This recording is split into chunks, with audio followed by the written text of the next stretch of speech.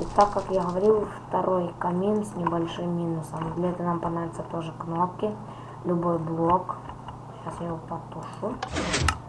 Адский камень, раздатчик, редстоун и поршень. Это будет камин, который я сейчас покажу, будет покомпактнее, так сказать. Ой, так, мы ставим наши липкие поршни.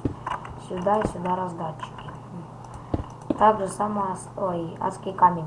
Сюда также ставим раздатчик. И делаем вот такую вот арку.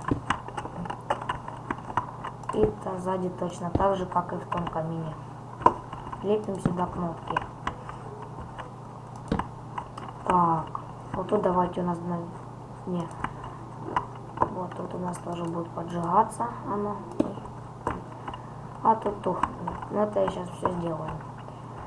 Теперь берем же, вот, тут у нас оно поджигается, оно будет работать, вы видели.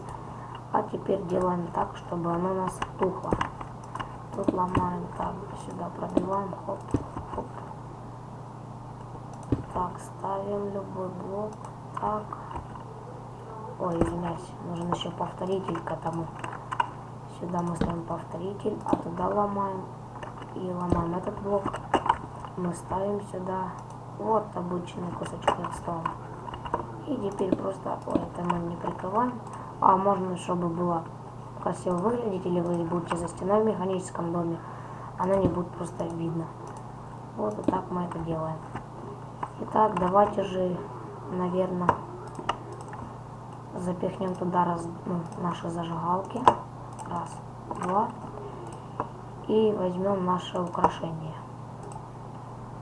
Вот, давайте стеклянную панель. Запихнем сюда наше огниво. Вот так. И все. И украсим. Как вы видите, вот оно у нас подожгло, и вот у нас потухло. И вот же в чем минус. Вот вы видите, когда поршень выдвигается, вот эти текстурки, из-за этого оно некрасиво выглядит. Из-за этого я сказал, из-за чего будет такой небольшой минус. Вот. И это даже не один минус, а и два. Даже если вы будете просто без этого украшения, хоп и хоп, оно вверх поднимается, некрасиво. В общем, подписывайтесь на канал, рассказывайте друзьям обо мне, ставим палец вверх и выбирайте, какой вам больше нравится этот камин. Всем пока.